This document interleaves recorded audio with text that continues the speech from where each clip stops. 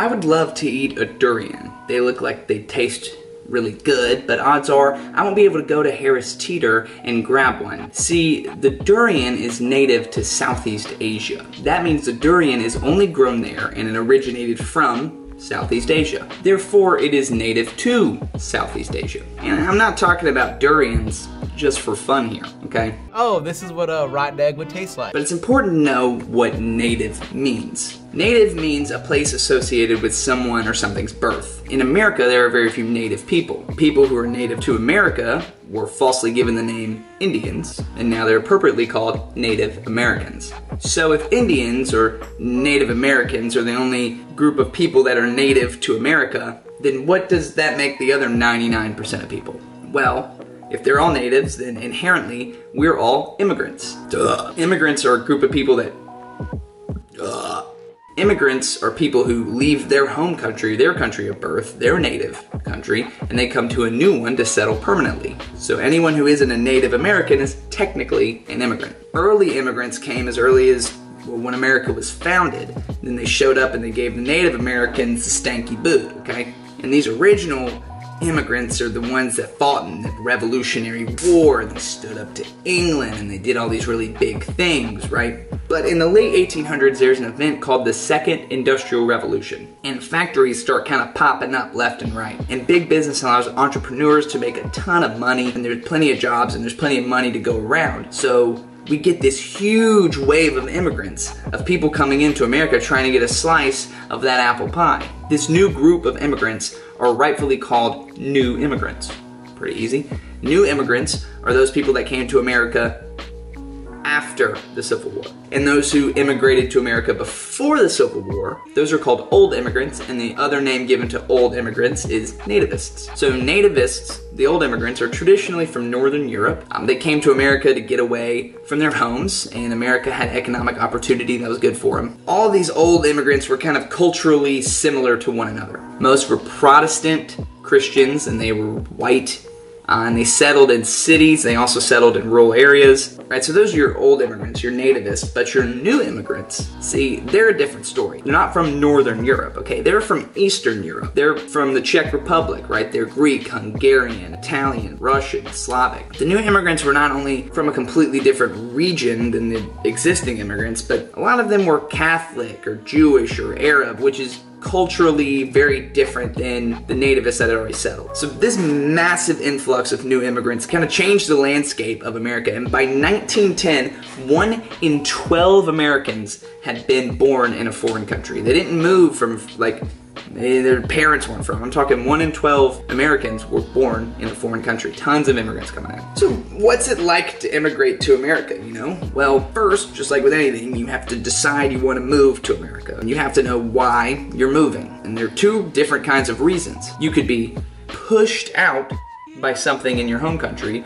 or you could be pulled in to America by something. Think of it like a relationship. If you're dating somebody and you want to break up, it could be for two reasons. One, that person is doing things that are pushing you away from them. Or, on the other chance, like, you've got a career that you need to focus on, or you've got other things, while that person's still being great, you're being pulled out of that relationship. So you've got things push-pull, same things, but for coming to America. In the movie Far and Away with Tom Cruise, he's an Irish potato farmer, but he finds out they're giving away free land in America. So that free land is pulling him towards America. But at the same time, his potato farming isn't going very well, and so the economic conditions in Ireland are pushing him out. Push, pull, push, pull.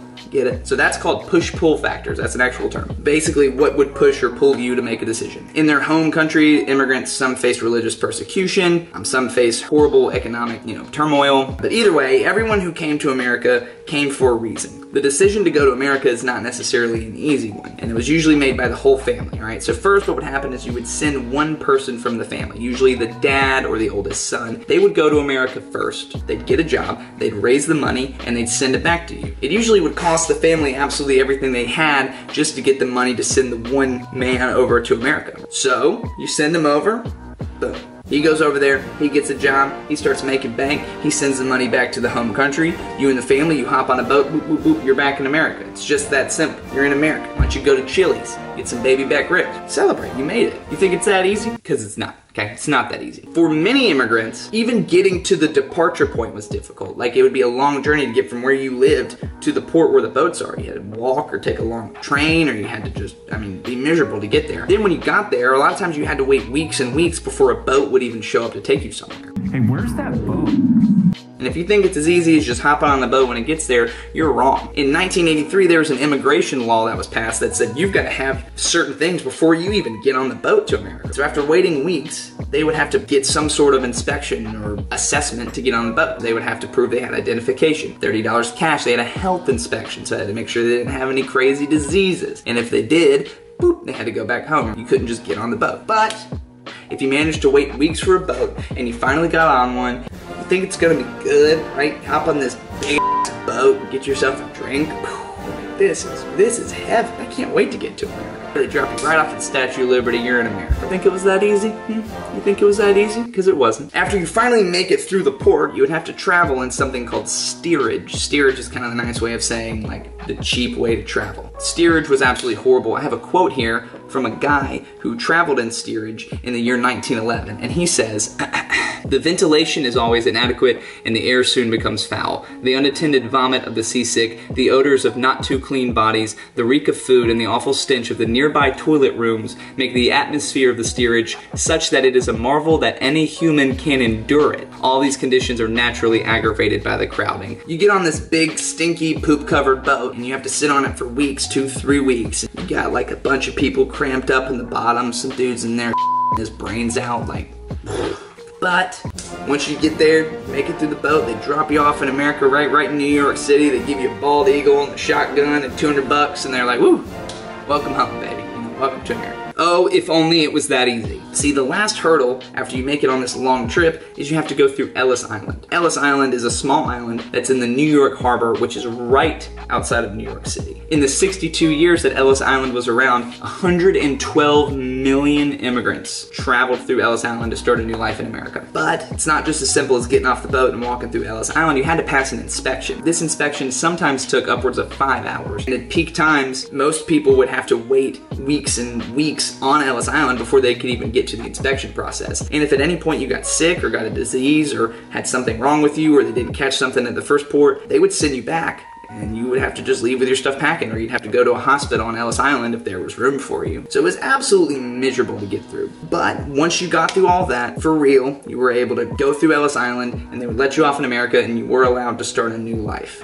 So, if on the off chance that it's the late 1800s and you feel like you need to immigrate to America, all you gotta do is gather absolutely everything you have to pay for a trip for the oldest man in your house to go to America. Make sure that he gets in there. He's gotta get a job. That job has to make enough money that he can send the money back to you. Hopefully that money gets back to you. Has to send enough money back to you so that the whole entire family can go. Then you have to make a long trek to the port, wait weeks for a boat to get there. Then you have to go through another inspection once a boat does get there to make sure that you have enough money and you're healthy enough. And then you get on a boat and you travel for 3 weeks in steerage with all these poop-covered people and Slavics dude ripping farts right next to you. Then, after you take this miserable boat ride, you finally get off at Ellis Island and you have to wait weeks and weeks and weeks before you can get through another inspection. Hopefully you're not sick after being in steerage, in which case you have to go to the hospital there and wait till you're healthy, or you have to have a trial if you don't have the right papers, or sometimes they just send you packing. But if you can make it through that last inspection, then they would release you into America. Boom, you were ready to go. You were in America.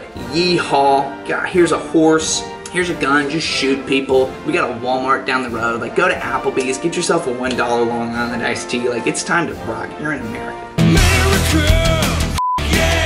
Oh, but if only it was that easy for the immigrants, right? At the end of the day, things weren't that great in America either. So most of these immigrants moved into cities and they got jobs in factories. And because the new immigrants had such like a different culture, remember the new immigrants had a vastly different culture than the nativists, there was some tension and they didn't mesh very well. The new immigrants sometimes found it hard to get jobs and to get money. Immigrants from certain areas would often like settle with other immigrants from the same area. If you were Italian, you would go to a neighborhood with like a bunch of other Italian dudes and you guys would like hang out together. cook pasta and like eat meatballs and have mustaches and stuff, right? Because you're all Italian. That was a way to kind of keep the culture alive. And these little neighborhoods full of Italian people or Jewish people or Chinese people, a lot of Chinese immigrants would kind of pop up places. And those were called ghettos. If you've ever heard of New York City, like Chinatown or Little Italy, all of those are named that way because Chinese immigrants or Italian immigrants settled there years and years ago. Immigrants also had to adapt to American culture, and so to help them adapt, something called benevolent societies were formed. And these were kind of aid programs to help immigrants kind of get their foot in the door in America, gave them jobs, helped them get health care and education. Benevolent, in benevolent society, benevolent basically just means good. Like a benevolent king is like,